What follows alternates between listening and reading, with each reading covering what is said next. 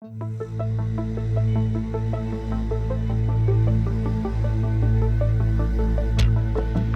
you so much for having me here. I'm very happy to be here, see some old colleagues and also meet new people. So I'm going to talk about assessing the performance of machine learning-based parameterization of eddy kinetic energy in global ocean sea ice simulations. This is a very collaborative work. Myself and my colleague from NCAR, Scott Bachman, and then a bunch of people from HPE, Hewlett Packard Enterprise, starting with Andrew Shaw, Stan Parchi, Alessandro Rigazzi, Matthew Ellis, and Benjamin Robbins. Andrew Shaw and I were postdocs together at GFGL. We shared the same room for a few years, and this kind of we became friends afterwards. He visited NCAR. He since then started collaborating with HPE. It was great at the time, and they were developing this tool that you could connect the ocean model with Python and machine learning, and therefore like leverage tools in Python such as machine learning. And we were lucky enough to be like the guinea pigs to test this library, which I will talk about in a little bit. I also want to take this opportunity to, this is part of the eddy transport and energy climate process team from US, which I'm part of. And we are currently looking for a postdoc to work with Ian Grooms at CU Boulder. So if anyone is interested in that, please come talk to me. So the motivation for this is this fact that eddy kinetic energy is used as the master variable. So therefore it modulates the energy transfers between the mean energy fields, and in theory it should exert some control how parameterizations are coupled through the mesoscale eddy kinetic energy. And the EKE, which I'll be using for sure from now on as eddy kinetic energy, is closely related to diffusivity. So it's a direct way of improving GM, ready, etc. And you can either follow the approach where your kappa is directly proportional to eddy kinetic energy times a temporal scale, which is the Taylor approach, or directly proportional to the square root of EKE times a length scale, which is the Prandtl approach. Also, EKE is well defined at scales of modeling, and then by eddy now we mean everything that's subgrid scale. Therefore, it's easily to generalize the concept of like eddy free from eddy rich simulations, and be like this scale aware idea of like when you need to account for it or not. So how do we estimate eddy kinetic energy? The used approach, like many models now have this, is you use a prognostic EKE equation in the model, and then the changes in EKE are equal source, sinks, transports, and conversions. And there's different ways of representing this. And most of the models use a depth average EKE representation in this equation. And then the second approach is the one that we are pursuing, is to train a machine learning model to infer EKE using high resolution data as the truth. And what the machine learning model is trying to do is represent the U primes and V primes in the EKE equation. So some considerations about the prognostic way of representing EKE. Sensible values depend on how good your parameterizations are. So for example, in the equation that I showed before, as a source, normally the GM term is a source, and then sink is a bottom drag. And in equilibrium, the EKE equation will basically be a balance between these two. So if your representation of the GM term is not good enough, your EKE representation will not be good enough. On top of that, some parameterizations depend on EKE. For example, the GM parameterizations depends on the EKE too. So now you have like a parameterization inside a parameterization, things get complicated. It's highly sensitive to other modeling choices, and I give the example how you represent your diffusivity. It's either via a temporal scale or a length scale. There's some penalty for omitting some terms, and this is presently a no. We don't know which terms we should consider in that equation, and what are the implications of neglecting some of the terms. And this is actually a topic that's in progress as part of this project I mentioned before, the Ocean Transport Eddy Energy Climate Project team, process team. And how good this prediction can be, and what costs. So how good can we do with using that equation to represent EKE, and what cost? And by cost, I mean not just computer time, but also people's time, like how many people for how long will take it to make advancements on that front. So the rationale for rather using a machine learning approach is that we seek a marriage between data-driven and physically based parameterization approach. And the idea is to use like mathematics to propose a closed form expression for parameterizing, doing the parameterization in the model. And that has the advantage of understanding the physics and numerics of what we are trying to represent. Not like a black box behavior where like just feed this machine learning model with data and see what comes back. No, we are targeting EKE. We know sort of how EKE, the values that we expect. We know we cannot be negative. So we have some constraint that we can use to avoid this black box behavior. There's a less direct dependency on all the parameterizations. So as I said before, we are avoiding using parameterizations that depend on another parameterization. We're just focusing on one of these processes, and we'll then use that to make, hopefully, improvements in the model. Stays out of the weed. I kind of already mentioned this. So this idea of using a parameterization that depends on another parameterization. We are trying to avoid that. And then last one is faster development timescale. Although I should say that for what we are using, we need a computer that has both GPUs and CPUs, and is not an analysis cluster. It has to be on the computational cluster. Our new computer, NCAR, will have that, but it's delayed for 2 years. So maybe we should ignore the last one. We are not able to make fast development right now because we don't have the right computer to do this problem. We are relying on the HPE supercomputers. It's not I'm not protesting here. I'm just, it's a fact. Like, the shortage in computer components is really delaying our development. Okay, so the goal number one is to predict surface eddy kinetic energy via machine learning to augment existing parameterization.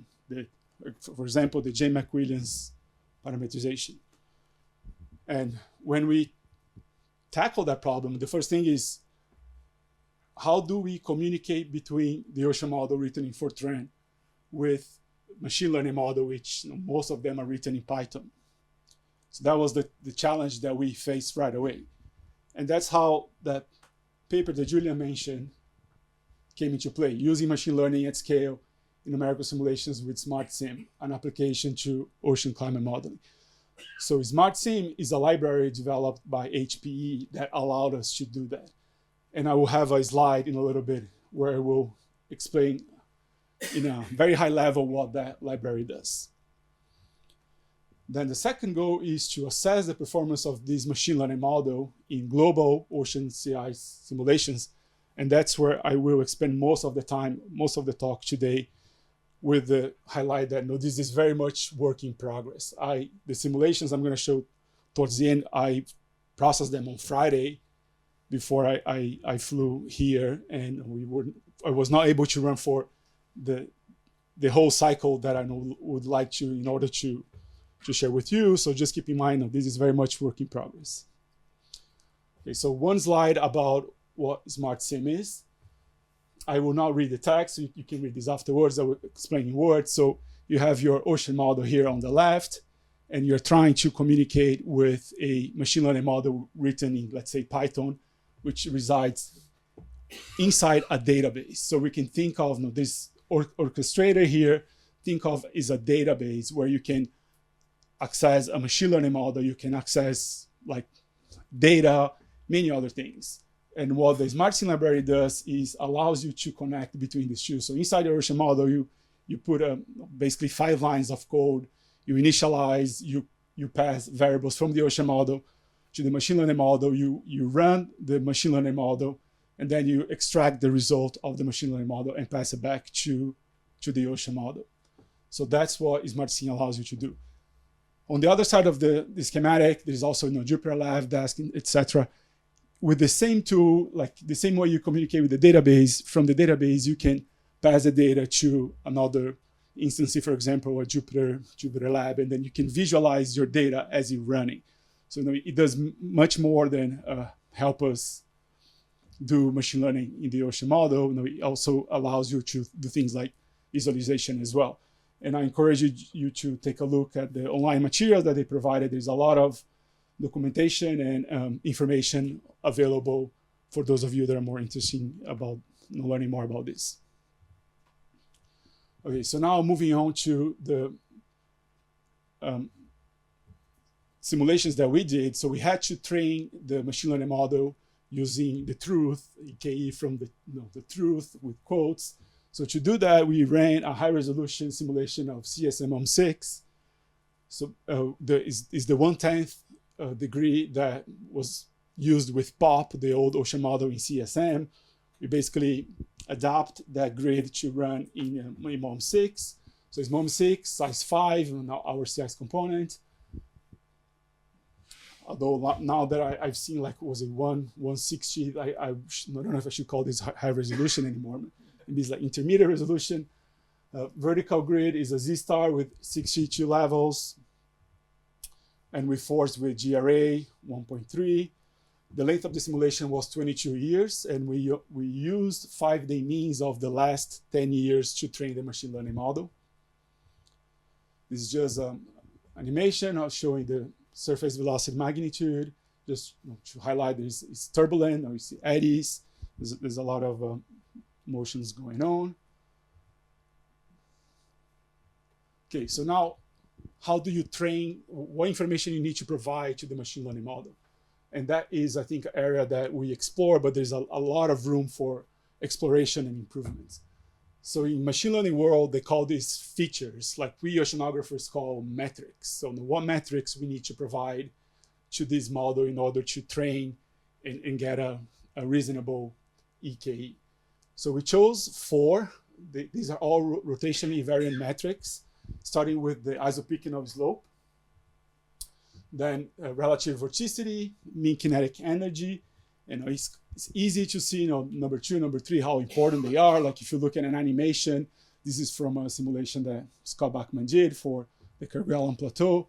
Relative vorticity, you can kind of see, yeah, like the vortices are represented there. Like it's that those two are intuitive. And then the 4th one is the ratio of the radius of deformation with the horizontal grid spacing.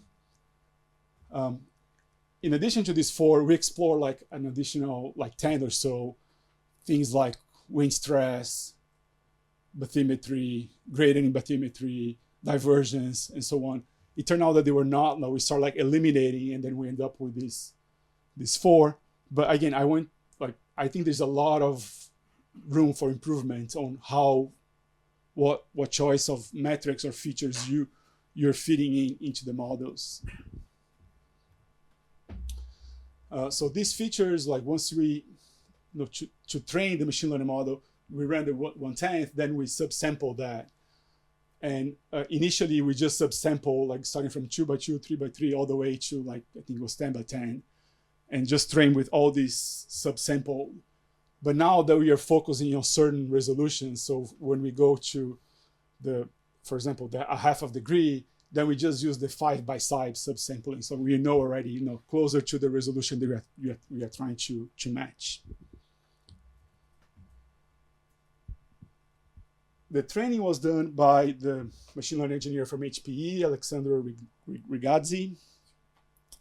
And briefly, the steps that follow. So this is kind of also a general recipe for machine learning model training. So in this case, the ocean model has NAND, so you need to drop the masked values. Then you apply a logarithm to the input features to create a Gaussian-like distribution.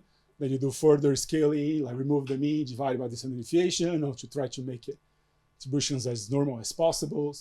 Then we use the PyTorch library for the machine learning model. And then that was trained in parallel with the Cray distributed learning plugin. And if you want more details about this, there's this GitHub repository that has all the steps that were used, and we used a small neural network to do the training. So I invite you to click on the link and learn more about that. Okay, so once we trained the model, we said, let's just do an offline validation. So we're looking here at the GFGL OM4 quarter degree configuration. I'll describe the configuration in a second. The left is the truth, so that's the 1/10 output, course in a 2x2, so it's not close enough to the 1/4. In the middle is the machine learning that was run offline with some features extracted from the OM4 quarter degree simulation. And then on the right, we hooked up the Mickey, so that's a scheme that was developed by Jensen et al. 2015. And just to see what that prognostic EKE give us. So the comparison, like we were pretty happy when we looked at this. I was like, yeah, the machine learning model is in good agreement with what we call truth. So that gave us, we passed the test. We're like, all right, that looks good. Now we do the same thing for the half of degree. And again, I'll give a thumbs up, it's good. There's a asterisk here because I actually did not have the offline model, so I want to be honest. I'm using the online model here to do the validation. So it's these two here are monthly means, the machine learning and the Mickey for the half of degree, while the one for the quarter degree, no, they were daily means. But anyway, it's just to make the point that you offline we first checked and said it looks good, so we can proceed and run the model for long enough to evaluate. And then finally, we did the same thing for the CSM OM6 2/3, which is our workhorse simulation for CSM3, and that did not look very good. The machine learning inference offline was very noisy, so we ended up not even running that case for long enough. So the message here is the quality of the EKE inferred via machine learning model degrades as the horizontal resolution is coarsened, which no surprise, it doesn't do a miracle. Like you need some level of turbulence in your solution in order to capture the EKE. All right, so we went ahead and ran the OM4 quarter degree configuration from Adcroft et al. I won't go on all the details here. It's a hybrid coordinate system that we use. And we force with GRA, so that's a difference from the paper. Actually, I think the Adcroft 2019 was core. So we ran for one GRA cycle, and these are the two experiments. So first one is the control out-of-the-box physics, which they call OM4P25, and then the perturbation simulation is the ML EKE, where the EKE now is being predicted via machine learning model through the SmartSim library, and then fed into the GM coefficient formulation via the geometric approach from Marshall et al. 2012. So kappa is equal alpha, is just a constant, 0.2 times EKE times the eddy scale, so n over m squared. And just as a note, this was our parameter choice, we did not do any tuning. It's completely unvetted. It was just like, let's just try this.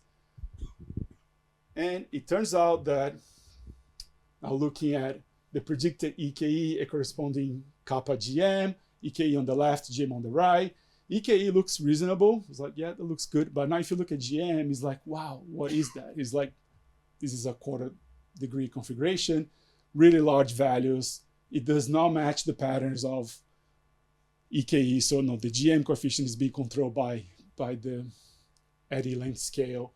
and the value, it's just too much mixing for quarter degree simulation. So the integration looks really bad. Like, you shuts off convection really quickly. There's the overturning is very weak. I can show some plots if you want at the end, but it's just not worth it at all. So basically, EKE looks good, although it's overestimated equator. But the problem is that GM just kills the simulation. And that's what I'm just seeing here.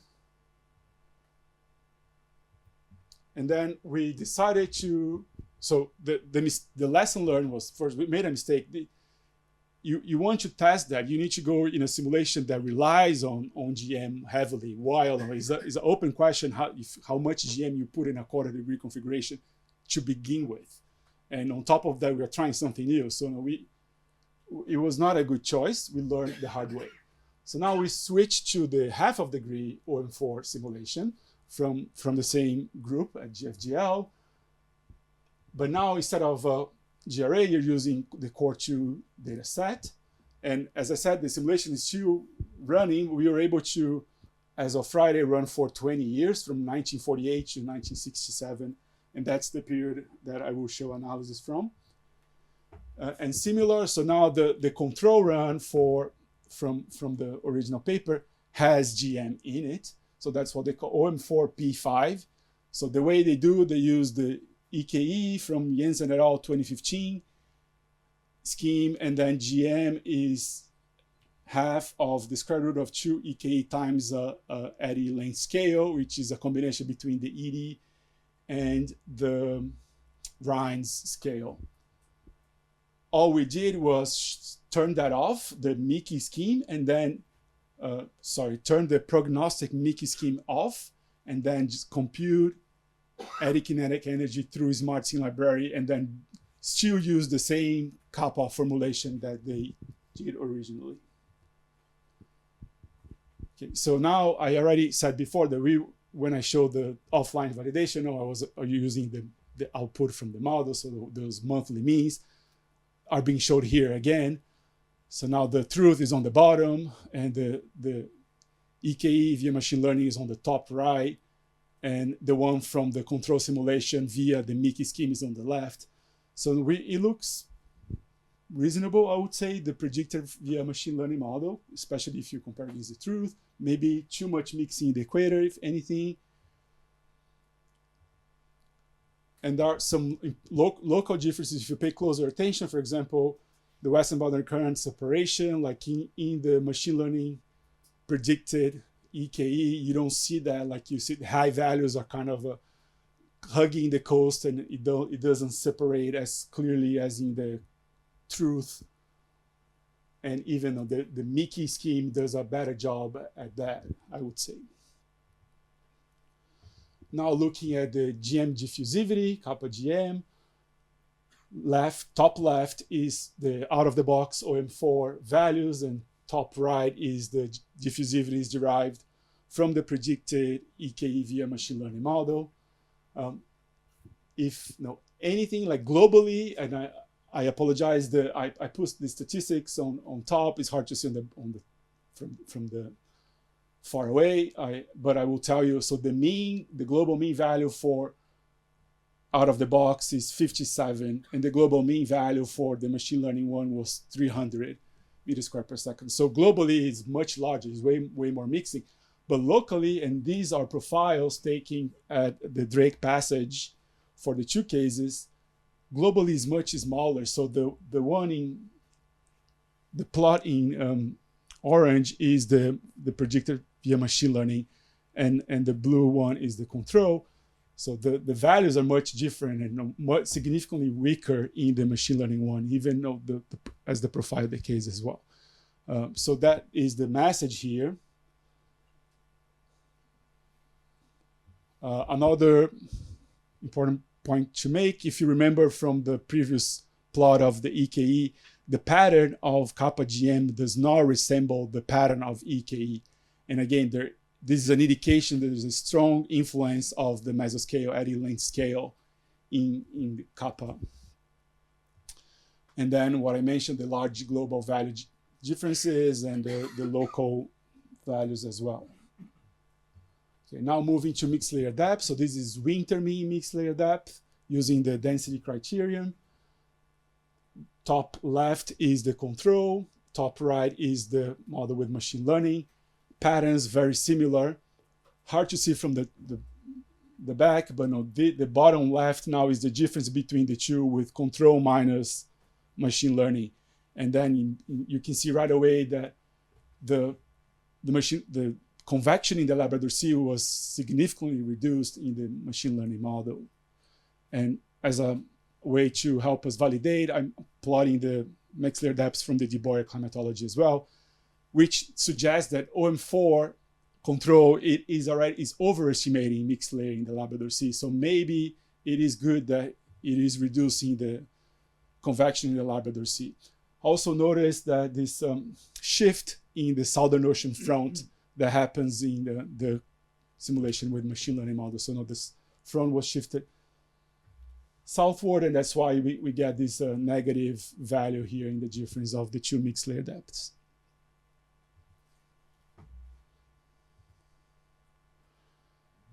I'm also going to show some the Southern Ocean temperature drift. There was a few talks before about talking about how reduce the drift. The simulation is still short enough to say anything conclusive, but within these first 20 years, you can see a slightly decrease in the bias. So OM4 has a cold bias in the Southern Ocean. I apologize for the people in the back, but it's kind of a point, almost minus 0.3 towards the end of the 20 years. And that purple color does not show up in the machine learning with the model with the machine learning. So it's slightly decreasing in this bias. It's too early to say anything conclusive, but I thought it was worth showing this today. Okay, so to summarize, we had a goal of predicting surface EKE via machine learning model to augment existing parameterizations. And we were able to predict EKE using 4 features or metric extracted from the ocean model. So we use high resolution models to train the model using these 4 features. Then in a coarser model, you can provide these 4 features to the machine learning model and get a reasonable eddy kinetic energy. That was done through the SmartSim library online. And then we saw this business of the solution needs to be turbulent or quasi-turbulent in order to have skillful predictions. Otherwise, you're not going to get a reasonable EKE. For the technical aspect of the work, I refer you to the paper from Parti et al. And then our second goal is to then use this approach to do longer simulations to see how that affects the solution when you run the model for some time. We started with OM4 quarter degree. We were able to run the model, didn't crash. That was a win. However, as I mentioned before, it was the wrong approach to use the quarter degree as a way to test that right away. And we use untuned and unvetted parameters to convert EKE to GM. And it's just going to take way more than EKE via machine learning model to improve OM4, the unparameterized version of OM4 quarter degree. And again, we learned the hard way. Then we successfully ran the same model at half of degree, which now includes, the control includes a parameterization of mesoscale eddies as well. It's 20 years as of Friday. I don't know how it is now. I haven't checked. Again, these runs are being done at HPE. I mentioned it is I'm very keen to be able to do those runs myself. And that result so far, like what we have this first 20 years, EKE looks reasonable. The predicted EKE look reasonable. The associated kappa GM is strongly influenced by the eddy length scale. It doesn't show the same patterns as the predicted EKE. Global values are too large, local values are too weak. Still early enough, but so far we were able to see a reduction in the winter mean-mix layer bias in the Labrador Sea, and also a southward shift of the Southern Ocean front. I also mentioned the reduction in bias in the Southern Ocean potential temperature as well, which again is still early, but we can already see. And there's still a lot more to be explored on this front. And that's all I have. Thank you so much. I'm happy to take any questions. And I'll leave it here.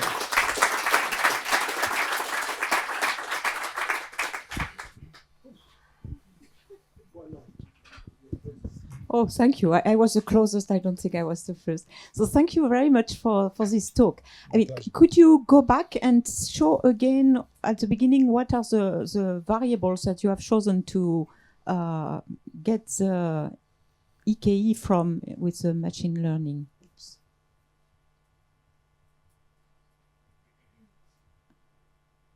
Yeah, so that's slope, relative vorticity, mean kinetic energy. I was wondering whether the problem with the equator, the fact that you overestimate the EKE, was due to a choice of variables that is somehow related to a picture of mid-latitude mesoscale turbulence, which may not be relevant at the equator. So I wonder whether you have thought about that and perhaps thought about whether you would need to bring another variable or two to capture more faithfully what is happening at the equator. Yeah. When you said that, what comes to my mind is variable number 4 that can be problematic, defining the range of deformation in the equator. No, fortunately, MOM6 does that for you online. And I think Bob follows, I can't remember exactly, there is a way there is a approach for computing the range of deformation in the equator. Is it Gill's? Might be based on Gill's method.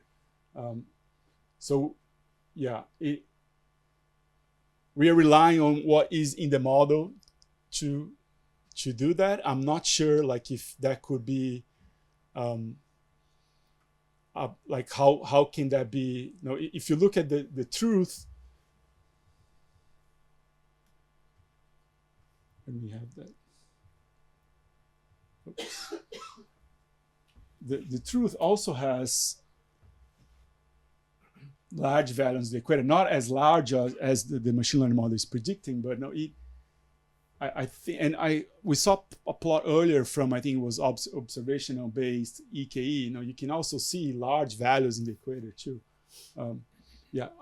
One point is, as I emphasized, I think there's a lot of room for improvement on the choice of method. We did not do a very, it was we looked as much as we could, but I think that's where we can really explore what is hidden in there sometimes that our eyes don't see, but there's some information that can be picked out. Very interesting. You mentioned that the performance was not so good with coarse resolution models. Does that mean this is mainly an improvement for somehow or barely eddy resolving models and less and less for climate models? I think it's a fair statement. As of now, at least the way we train, with the features that we've chosen, is a fair statement to say, yeah. Okay.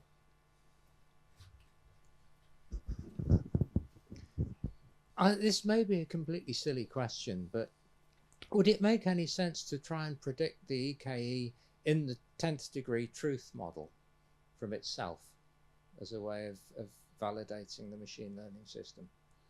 Yeah, so when we train the model, back to this stage, so I said we used the last 10 years, 5-day means of the last 10 years of simulation.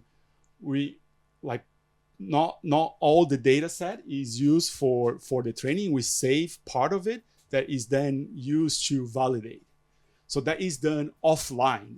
We haven't done it on an online validation, but not, rather offline. You see that the predicted one, it looks good enough compared to what the model is giving in a data that was not used to train the model. Yeah. In other words, yeah.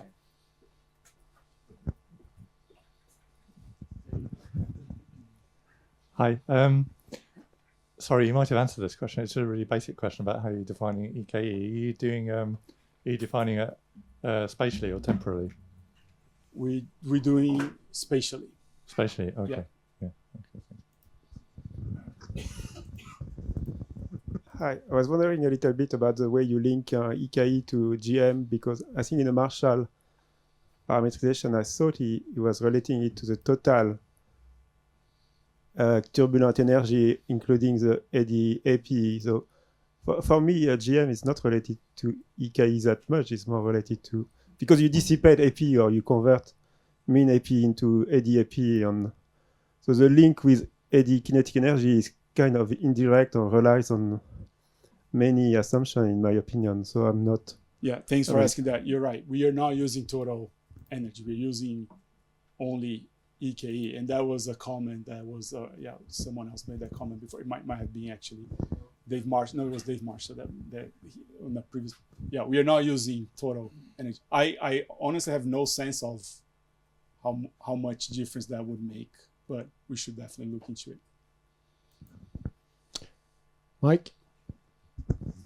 Yeah, when you, in your machine learning methodology, do you take account of the geographical position, or is there no dependence on geographical position? Because that's a fairly obvious thing to try.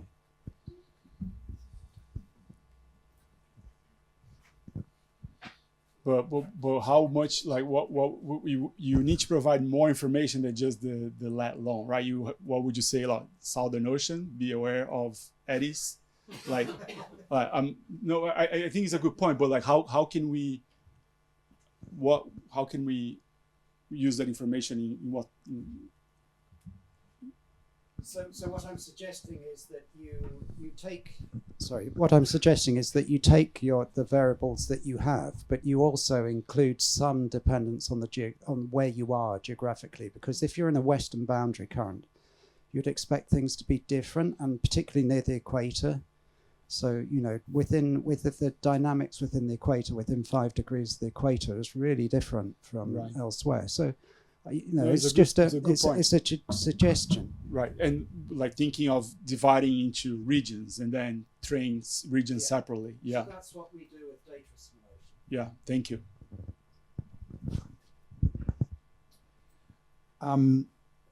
I forgot what I wanted to ask now, but I start with, it was a very interesting contribution or response to Arne's question about that you think with a 1 degree, if you want to improve the GM in a 1 degree ocean, then you're saying your method is probably, at least currently, not working so well.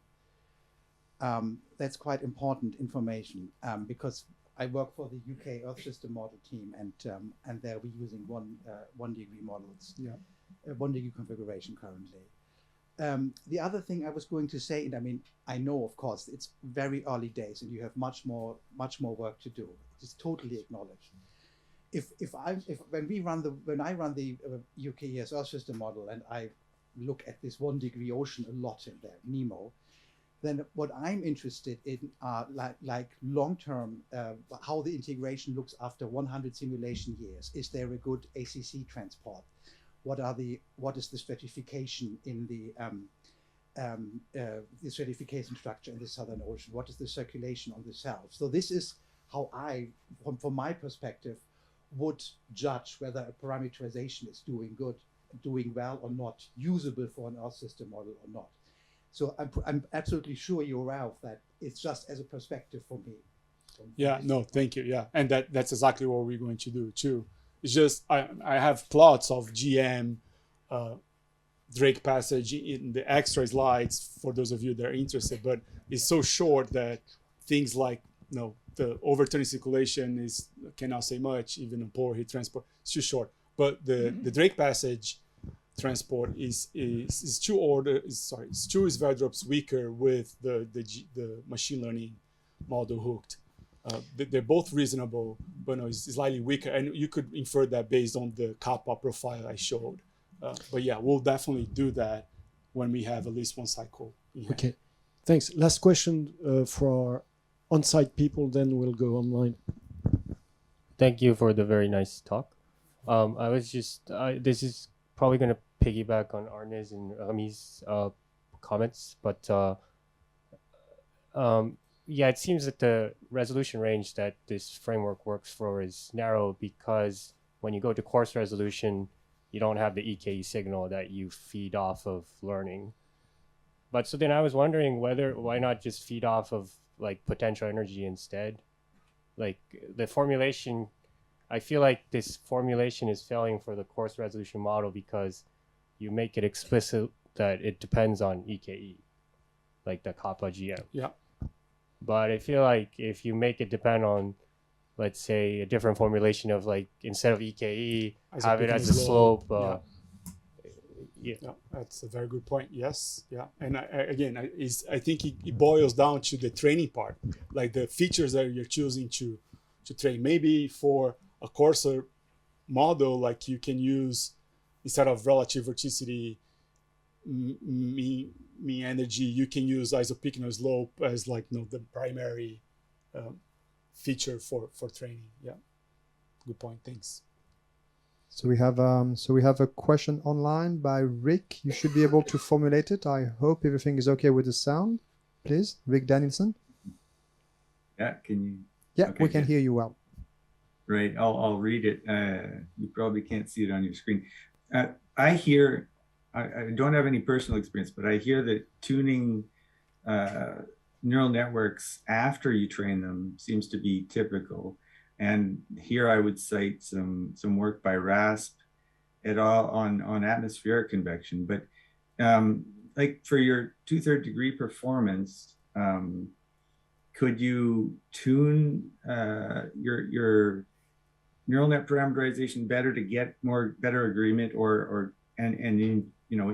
is post training tuning done? Have you done any of that, or do you expect to do that in the future, say? Yeah, I'm honestly not familiar with the post tuning. Okay. On the machine learning model part. I will definitely bring it to Al, which was our machine learning guru. Okay. But I'm sure we haven't. Like we haven't. No, we save the PyTorch file, train, and then just use straight in the ocean model without doing any tuning on that machine learning model. Yeah, I'll send you a link. It's very low levels. It's not well understood why that's necessary at all, I think. But I can send you a link of a Please do. talk. Yeah, thank you. that sort of it's really a question, not there's no answers. Thank you. So thanks a lot for the question online. I don't think we have any more questions online. I'm sure there will be more questions. Oh, do we? Okay. So, Bob. So please, could you formulate your question? Yes. Thank you, Gustavo. When you're doing the comparison between the observations and the model, the fact that it's so quiet in the equatorial region would suggest to me that you're not including the model's explicitly represented eddy kinetic energy. Is that the case? And could you talk your way through why you chose, if that is the case, not to include the model's explicit eddy kinetic energy in addition to the parameterized piece that you're comparing with the observations, which doesn't know what's parameterized or not, and presumably includes both? Yeah, thanks for the question. We are not including, and I guess one of the reasons I wasn't aware is that what is done with Mickey, for example, when you have a prognostic EKE on top of you include the resolved EKE on top of that? We assume that when the model is resolving the eddies, we're not parameterizing them, and so that's why it's excluded from Mickey. Right. So we are using this. We have the resolution function enabled. So if the model is resolving, when we convert EKE to kappas, it gets 0 out or diminished. But for the EKE itself, is just what's coming out of the machine learning model. We don't add an additional source of EKE based that, that if the model has high resolution enough to resolve eddies on top of that. And if that's possible, I think it's definitely another avenue that we should start looking as well. Well, I think at the very least, when you're presenting the machine learned eddy energy and the model's eddy energy compared with the observations, it would seem to make sense to include the eddy variability that the model is getting in both cases on top of the parameterized piece. Gotcha. Because that I think would be closer to the observations. Yeah. Thank you. More comfort. Thank you. Thanks a lot for this discussion. Since we're running a bit late, I suggest we maybe close the broadcast right now, and we have a couple of announcements to engage the discussion. So people on Zoom can stay a bit if they will. So we can close the broadcast. Thanks a lot again to Gustavo for this great presentation.